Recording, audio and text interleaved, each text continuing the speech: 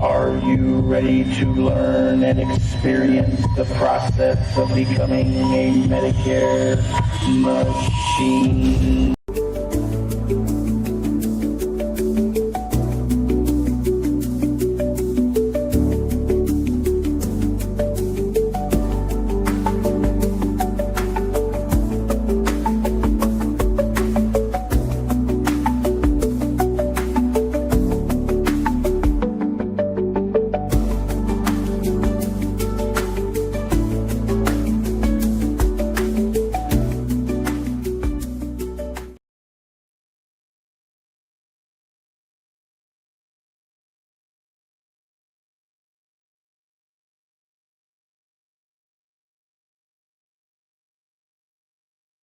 There we go. I think that's better. Probably everyone can hear me now, which is good. Double check that. Good. We are ready. We are live. It's Saturday morning, February 21st. So if you didn't know, there's basically 1 week and a month left in open enrollment period. So if you're in the Medicare space, this is your time to shine. This is your time to find and identify and help people. But I want to jump on live today. I'm trying to do it as often as I can. Moving forward, I want to do a bunch of lives, want to do a bunch of training sessions. We are going to drop it's going to be a pre-recorded one for this week. I'm going to California. I'm really excited to go do some dream golf at some dream courses and enter I'm in my first amateur tournament this weekend. So next weekend, I should say. So with that, I'm going to get started as we go through. Feel free to drop comments as we go. I'd be happy to answer any questions you have as we go. But I'm going to go through each week. I get a bunch of questions sent to me from different agents, and I'm just going to kind of go through these and hopefully drop some value for you. My goal is to create a culture and an environment for people to learn and level up without being run up the profit ladder. I can't tell you how many times I've had it done to me. And I'm in a position where I can technically afford these kind of things and to make mistakes on who I hire for mentorship and coaching and whatnot. But man, there's a lot of that out there. A lot of people that aren't qualified, a lot of people that maybe have previous results of production. Very few people are in the field like I am, producing at the top of the ladder production levels. And so that's what I'm on a mission to do, is to help people level up their game. And so I'm going to go through a bunch of these questions one by one. So I've got 10 of them for this morning, and get in and get out and let you get back to your Saturday, so to speak. So first one I got this last couple of weeks, last week, was I'm working hard, but my production is inconsistent. Some weeks I'll write 5 or 10 apps. Some weeks I write 0. How can I predict and create predictable momentum? Well, that's going to come down to multiple things. Number one is, how much time are you spending doing money-making activities? And so what is a money-making activity? Money-making activity would be running an appointment, would be working leads, directly working leads, not setting up automations, not doing other things like that, but literally actually working and working leads, making phone calls to prospects, making phone calls to potential referral partnerships. There's a lot of angles you can take when it comes to that type of production. So if you want to be consistent and write 5 applications a week, there's several different ways you can do it. The way that I've found most productive for myself is to have, and this is, again, going back to before I had staff. So I'm going to assume 2 categories. You either have no staff or you have a staff. Those are 2 very different scenarios on how you can be productive and keep production going. So the first would be, let's say you have no staff. To do 5 applications a week, you need to have 1 or 2 days for yourself to make phone calls to set the table. And so I would use Thursday and Fridays and sometimes Saturdays as my closing days, depending what type of work you're doing as far as what target market you're going after. If you're going after T65, then you need to be open and willing to do evenings and weekends, because those people are working too. And having structure set up for the normal work hours can be difficult if you're targeting someone who's still working, right? You got to go around their schedule, not yours. So if you have a staff, then you should be having a staff member who is your appointment setter, who's helping you take activity that comes in and then convert that activity on a continuous basis into appointments on your calendar. And so as many appointments as you can run that's the idea behind getting consistent production. But in some level, shape, and form, this business is inherently a wave of flow. And depending on what type of marketing you're doing, some creates more waves than others. And what I mean by the waves is the activity goes up, activity comes down, activity goes up. And just the election periods would be an example of that.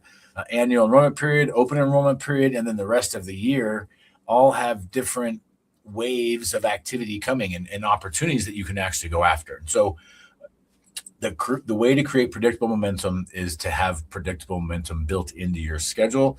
If you're not time blocking into your calendar now with I find 1 hour at a time for my ADHD self is probably the best for me, but you'll have to look at your schedule, what arrangements and what stuff you already have as far as obligations on your calendar. Are you taking kids to school? Are you doing other things? Are you helping? So what church, all these frameworks of your lifestyle and life are going to create spots on your calendar that are already, that's a time block. If you have stuff on your calendar, that's a time block. And you need to go back through and depending on your personality and yourself and your abilities, at least time block the very next day. So if over the weekend, you should spend a few hours blocking out, what am I going to do on Monday? What am I going to do on Tuesday? And looking at your schedule, how much of it is already full. And again, full with money-making activities, productivity activities, running appointments, making phone calls, getting out in the community. These are all money-making activities. And if you don't schedule them, in my experience, they don't happen. Okay, so we have that part. Next question I got. I feel I need more leads, but I also feel like I'm not maximizing the one I have. Yeah, how do I know which is the real problem? If we're honest, most agents don't really work the leads that they get. What they try to do is cherry pick through the leads that they get to find the ones that they feel are going to be the easiest to work, right? And so the real grind, if you will, with leads, and one of the negatives is if you're not leveraging automation and delegation, then you have to be the one that consistently churns through the pile. And so again, the best way I found to do that is time blocking and making sure that every day on your schedule, you are working leads. And I would work them old to new. This forces you to avoid cherry picking. Just working new to old is an example of the cherry picking itself. And so work old to new, work your oldest leads first. It puts pressure on you to make sure you get through them all. So you get to the new ones, you get to the exciting ones, you get to the cherry picked ones. And obviously referrals are the highest level of intent that you can get, but leads are all some level of intent that people typically aren't going to fill out your form, aren't going to go to your website, aren't going to the landing page and take the time to fill it out if they don't have a point of pain of some kind. And so that's the big thing. Make sure you're transitioning and you're working these leads old to new so that you don't have a bunch of leads that are old and getting older with no one touching them. That's number one, because there is an actual secondary market that lead companies will sell you old leads that other agents didn't work. It's literally a thing that you can do is work what are called aged leads. And I would highly recommend avoiding yourself creating a pile of aged leads for yourself. All you're doing is making it more difficult to close, more difficult to sort. How do top producers run appointments differently? I feel like I'm spending my time explaining the plans instead of actually leading the conversation.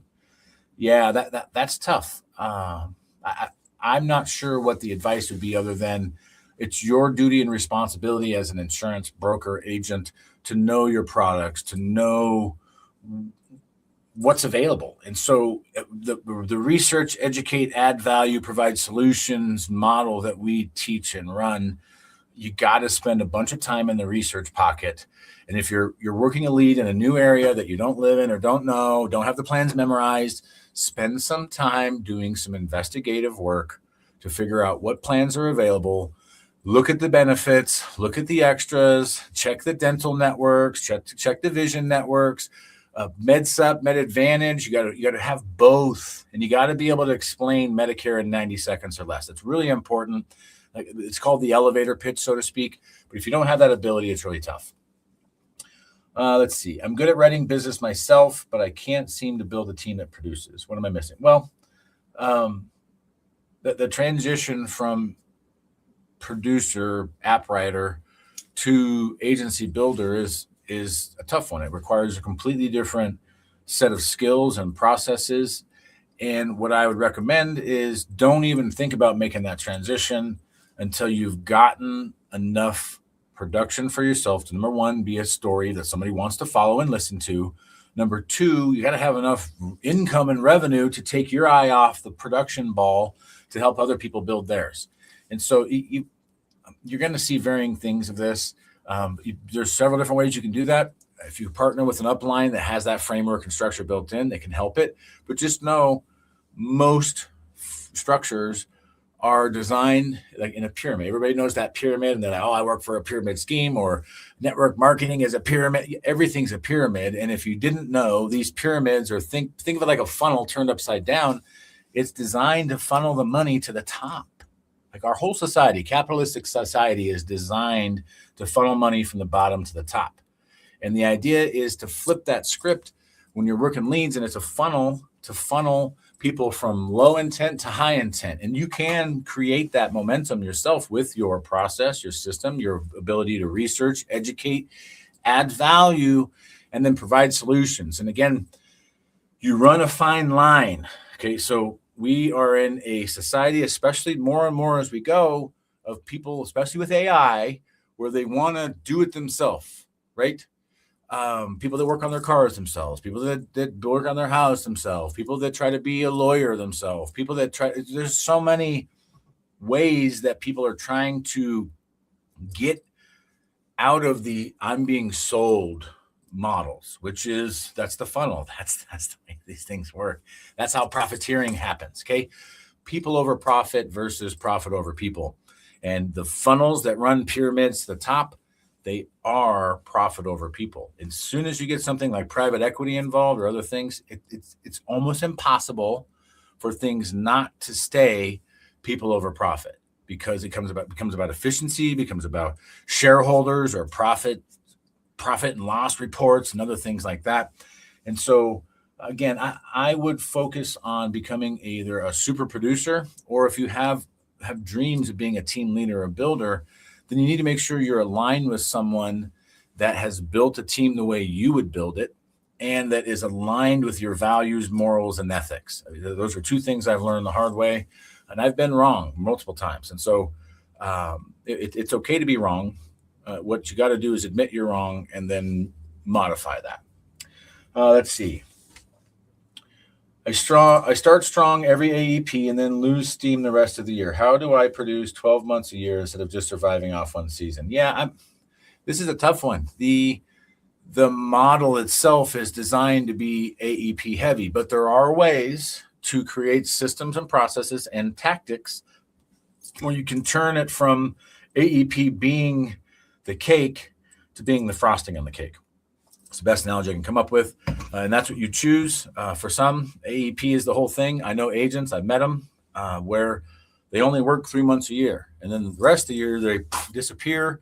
They don't answer their phone. They don't do service work. And that model, frankly, is dying quickly. That's how you have bad business. That's how you get rapid disenrollments.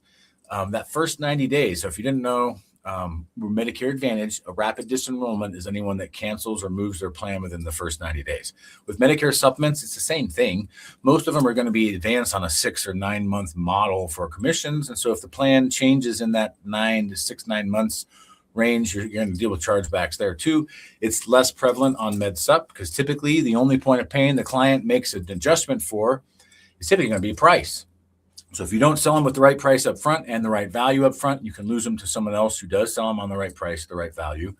Outside of that, you're talking about rate increases. So it kind of depends on what segment of the market you're focusing on. I personally prefer to do a holistic educational approach and give recommendations based off their situation, their budget constraints, their travel habits, their needs. And that's kind of the framework, is asking and controlling the questions throughout the fact-finding process is how you can help someone and diagnose before you prescribe. That's probably the best way to do that. Let's see. I'm overwhelmed with compliance, CRMs, carrier updates, admin work.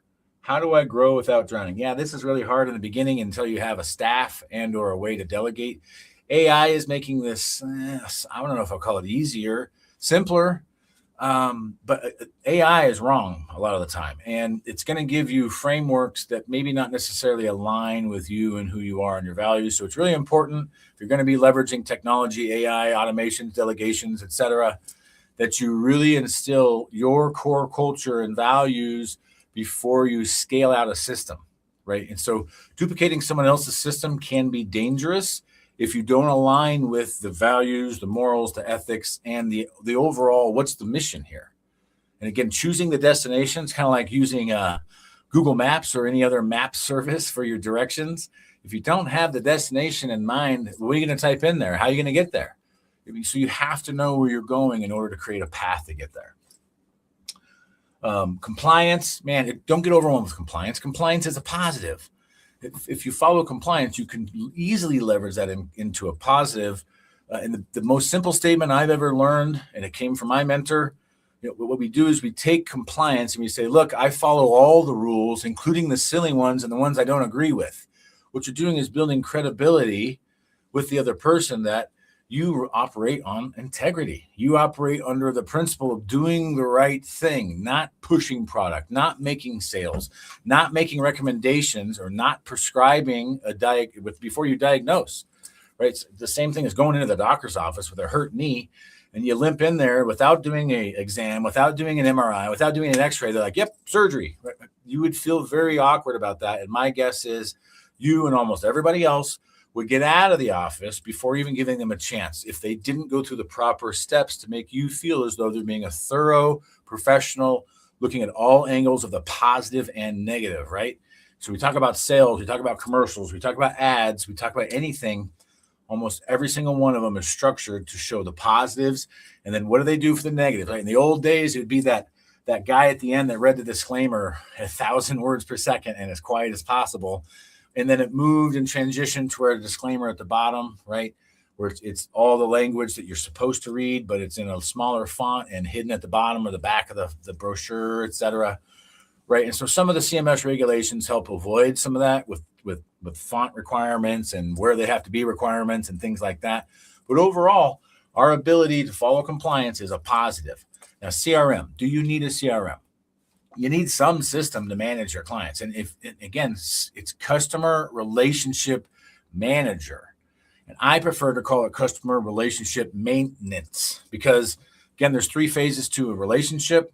There's the creation of the relationship, there's a solidification of the relationship, and then there's that transition to the maintenance of the relationship. And so, following that model, is a CRM required? Yes. Does it need to be a full functioning thing you have to pay a bunch of money for? No, not necessarily. I still know agents, even on my team, that operate off of a protected, and that's a key part of compliance, a protected Excel spreadsheet. There's nothing wrong if that's your method, okay?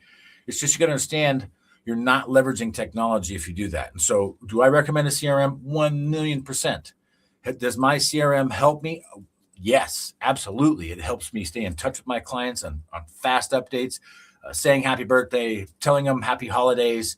I got a litany of messages, one after the other, last Saturday for Valentine's Day because of the messaging that was going out. And again, that's just that's customer relationship maintenance. And so do you need a CRM? I mean, yes, if you want to keep your client, you got to maintain the relationship. If you want to maintain any relationship, friendship, kinship, lovers, you name it, marriage, it requires maintenance.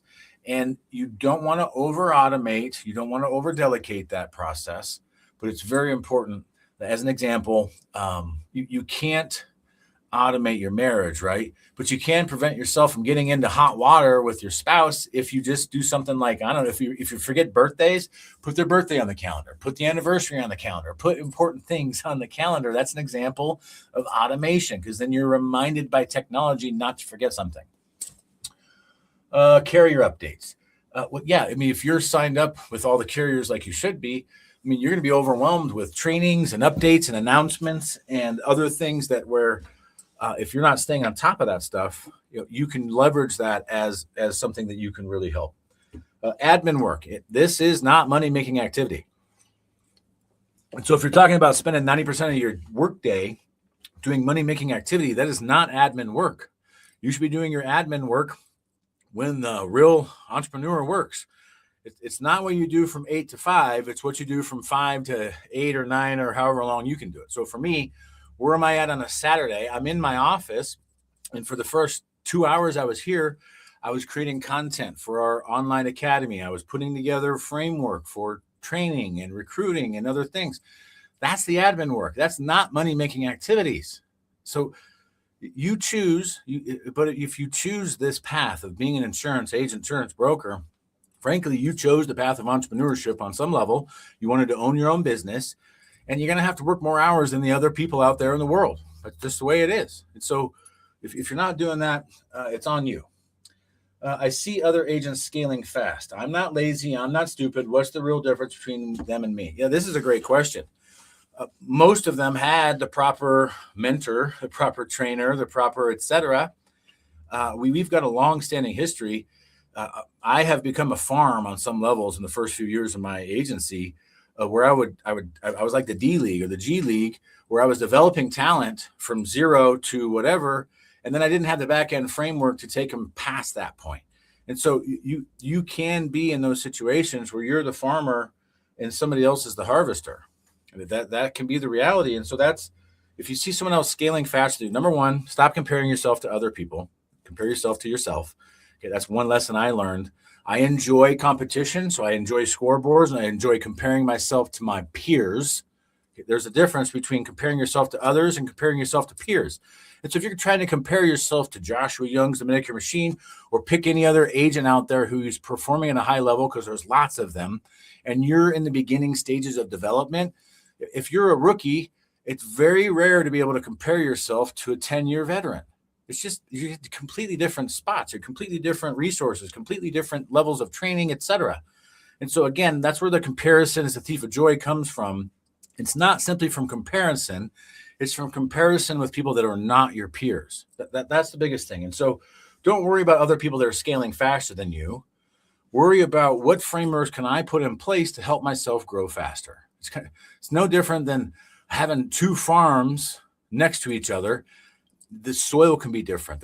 What they've done to work the soil, to enrich the soil, can be different. So what are you doing to enrich your soil? Again, from 5 p.m. to 9 p.m. every night, what are you doing?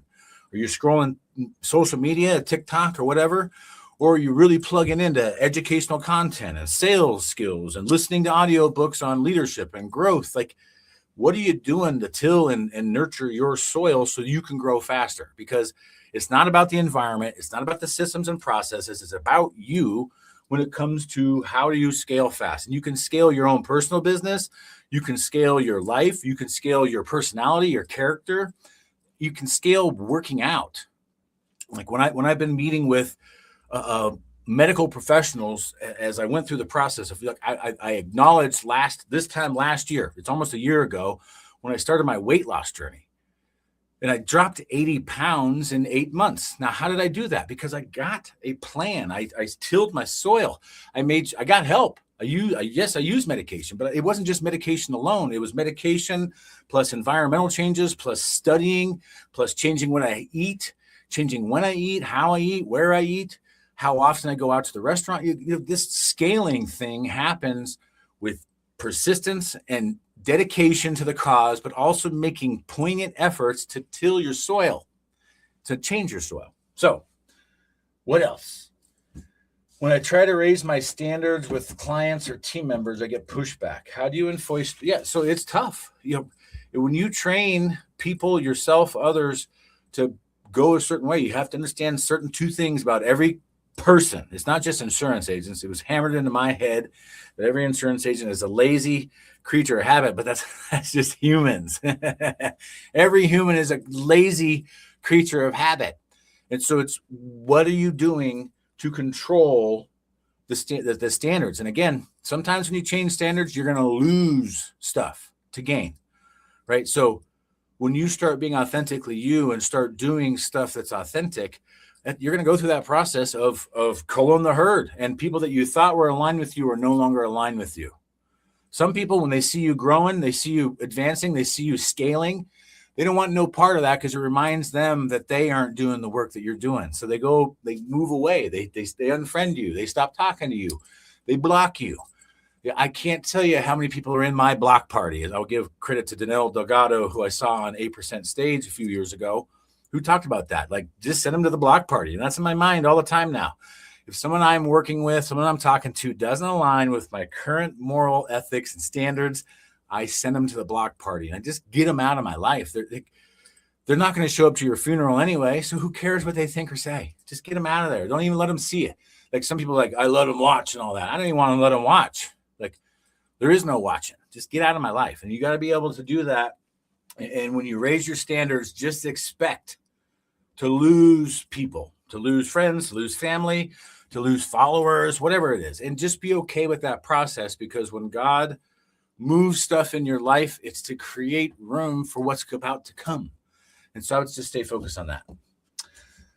I've invested in coaching before, and it felt like I just got motivation and scripts, maybe even a little bit of structure. How do I know what actually builds skill versus just hype? Well, man, this is a tough one. You determine your ability to take coaching, take mentorship, and then what are you going to do with that information? Are you looking for the easy way out? Because that's what most people do. They think that by hiring a coach, by paying for a class, paying for a course, whatever it is, hiring AI, that's going to somehow make the growth process faster. And I would equate this to farming. I have a lot of farmer friends out where I live. And if I brought them on this podcast with me right now, this live right now, and I asked them, say, you grow corn, right? So you grow corn. Tell me, how do you speed up the growth of corn? And this would be a very quiet conversation, because there is no way. You cannot advance the growth process. You can make it an environment where it happens. You can do things to till and increase the soil, so you avoid slowing the process down or killing the process, but you cannot speed the growth process up. There's a saying in farmers that grow corn that you want to have your at least first crop for the year knee high by the 4th of July. And so timing is everything. Like right now, we're coming up on that season. Is winter over? Is winter not over? Right? Is OEP over? Is it not over? What are you doing to prepare your soil so you can grow a crop on April 1st? It's the same thing here. You can't speed up that development. All you can do is increase the soil quality. You can add fertilizer, but again, too much will make it bad. Too much of anything, my dad would tell me as a kid, too much of anything is a bad thing. Too many bananas would kill you. That blew my mind as a kid. Too many bananas? But everybody drilled into my head that bananas are healthy. Like the conversation I had with my 6-year-old son last night. Dad, is this, he's eating nachos. And it's hard for me to look him in the eye and say nachos are healthy. They have processed corn chips, a bunch of cheese, and some beans and stuff on it. Like, it's healthier than, I don't know, corn syrup or something. But again, that process of you investing in coaching or programs or systems or other things without everything else being in alignment, you're just investing in somebody else's growth. You have to understand that. Like, there's too many people that allow themselves to be the commodity, to be the profit. And so if you're trying to avoid that, find one person, one set of coaching, of courses, etc. Go all in on it, and go all in on yourself. That's where you're going to find the true momentum. Okay. What's the one foundational habit that separates agents who break through from agents who stay average and plateau for years? But plateauing is hard. I've plateaued and run into walls before production where I couldn't figure out a way to get above X number of applications in a year.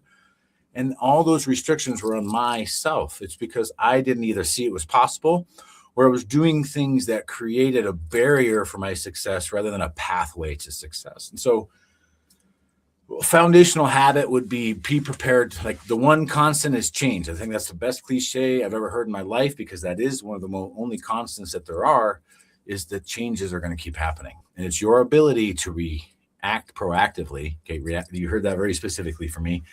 React proactively. So sometimes you don't have the opportunity to be proactive in things, and you have to react. And again, it's not what happens to you, it's how you respond, right? There's 1,000 cliches that go into this, and a cliche happens for a reason, because it's a predictable pattern that arises, and then someone learns how to use wordsmithing to make it make sense, okay?